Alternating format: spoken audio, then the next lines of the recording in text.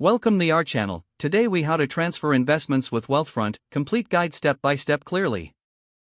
To transfer your investments with Wealthfront, start by creating a Wealthfront account if you haven't already. Visit the Wealthfront website and click on Get Started. Fill in the required details to set up your account. Once your account is active, log in using your credentials. Locate the Transfer Investments option on the dashboard. Click on the Transfer button to initiate the process.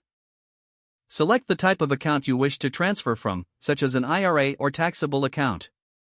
Provide the name of your current brokerage firm. Enter the account number and the type of account you are transferring. Wealthfront will allow you to select the specific investments you want to transfer. Choose whether to transfer the investments in kind or to liquidate them first. If you decide to liquidate, understand that this may have tax implications. Review the estimated value of your investments before proceeding with the transfer. Complete any necessary fields regarding the transfer amount. Once all information is accurately filled out, submit the transfer request. You will receive confirmation via email once your request is processed. Keep track of your transfer status through the Wealthfront dashboard. Be aware that transfer times can vary based on the transferring institution. Lastly, ensure that all relevant documentation is complete to avoid delays. If the page does not load, refresh the browser or try again in a private or incognito window. Make sure you are using the correct email address, then retype it carefully to avoid small typos.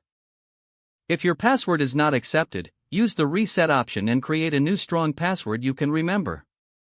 Check your spam folder for verification or security emails, then complete any requested confirmation steps. Enable two-factor authentication if available to improve account security and reduce unauthorized access risk. After signing in, review your profile details so your contact information and settings are accurate and current. If you see an error message, note it down and try again after restarting your device and internet connection.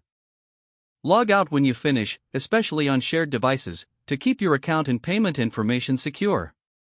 If the page does not load, refresh the browser or try again in a private or incognito window. Make sure you are using the correct email address, then retype it carefully to avoid small typos. Don't forget to like this video and subscribe to our channel for more step-by-step tech guides.